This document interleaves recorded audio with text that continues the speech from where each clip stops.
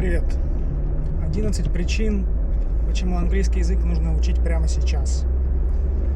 В России с каждым годом все меньше и меньше людей говорит по-английски.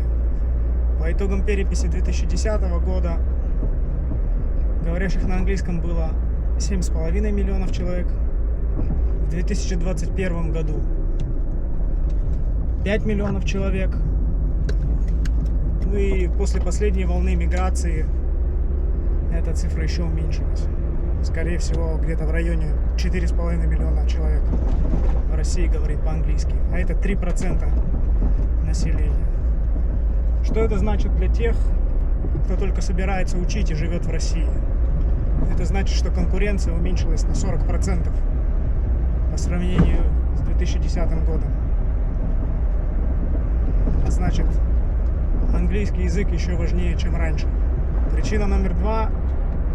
Изучение языков — это довольно дешевое занятие, если не торопиться и играть в долгую. Даже, допустим, у вас нет опыта, вы не знаете, с какой стороны подойти к языку, как учить, что делать, и тратите на то, чтобы начать говорить по-английски 100 тысяч рублей. Но нельзя забывать, что английский язык — это не машина и не телефон. Он не сломается и не состарится. Поэтому вы потратите деньги один раз, и язык останется с вами на всю жизнь. А если вы проживете, например, 20 лет, если вам уже за 50, или вы проживете 50 лет, если вам только 20, это значит, что средняя цена в год на изучение английского окажется в районе 2-5 тысяч рублей. Или в худшем случае 400 рублей в месяц.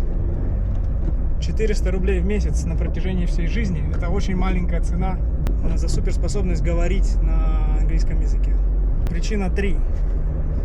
Это главный язык в мире бизнеса, в мире развлечений, в мире науки. Если вы хотите быть на острие в том, чем вы занимаетесь, вам нужно учить английский. Причина номер 4. Это отличный язык для эмиграции. 400 миллионов человек говорят на нем как на родном языке. И еще более миллиарда говорят на нем как на втором языке. Это единственный язык, который на государственном уровне используется на всех континентах. 5-я причина. С английским вы не пропадете. Даже если вам говорят, что в Италии нужен итальянский, в Германии нужен немецкий. Не везде и не всегда. Потому что в больших городах и в столицах для туризма и для бизнеса вполне себе можно обойтись английским языком. Хотя, конечно, общаться приятнее с немцами и итальянцами на их родном языке. Также добавлю про иммиграцию то, что русские — это 3-я по величине группа иммигрантов по всему миру. У нас 10,5 миллионов человек иммигрантов. И впереди нас только индусы и мексиканцы. Поэтому у нас, можно сказать, у русских иммигрантский ген, он в крови. Не от хорошей жизни, конечно, но все равно. Мы в этом смысле одни из самых активных иммигрантов. И английский — это хорошая помощь в том, чтобы освоиться на новом месте. Еще одно преимущество или причина — это получать всю информацию напрямую, без перевода, без искажений. И это касается всего. Это касается новостей или фильмов, сериалов, игр, чего угодно. Информация, которая нужна для работы. То есть всегда можно обратиться к первоисточнику. Причина номер 7 — это работа в иностранной компании или с иностранцами. В 2014 году мне получилось устроиться на работу в России в иностранную компанию из-за того, что у меня был хороший английский. Хотя технически, как специалист, я был подкован меньше, чем другие кандидаты. Но выбрали меня. Сейчас в России возможности работать с западными компаниями меньше. Но это не значит, что нельзя работать с остальными компаниями с Азии или с Латинской Америки, потому что базовый язык для общения всегда английский. Причина номер 8 вы можете оказаться в большинстве, потому что всего лишь 40% населения Земли говорит на одном языке, а 60% говорит на 2 языках и больше.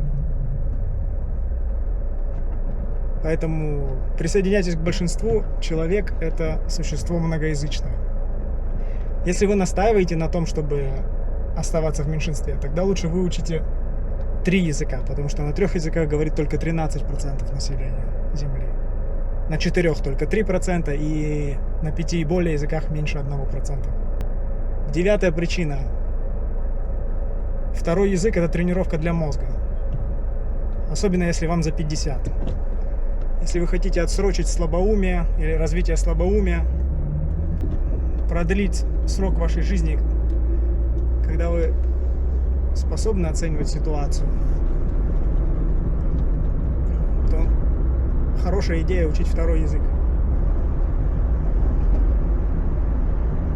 Причина номер 10.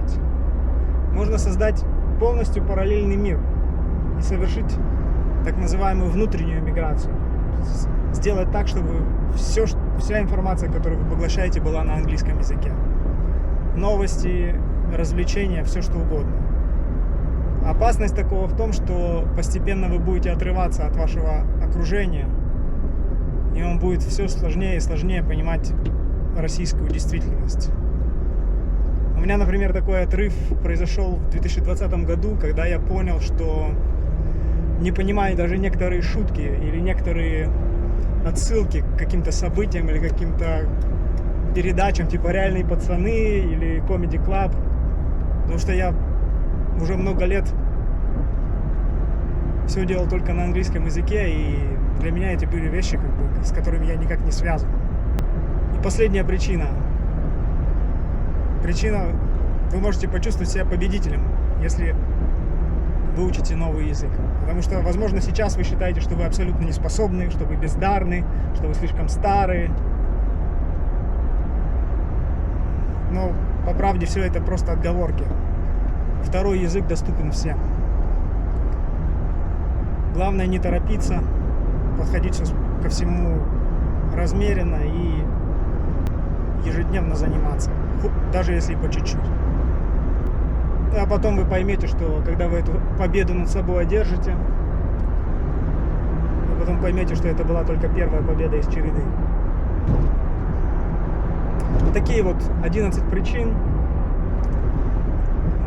Если вы считаете, что они правильные, а даже, может быть, какие-то из них для вас оказались, какие-то из них вы услышали впервые, то ставьте лайк.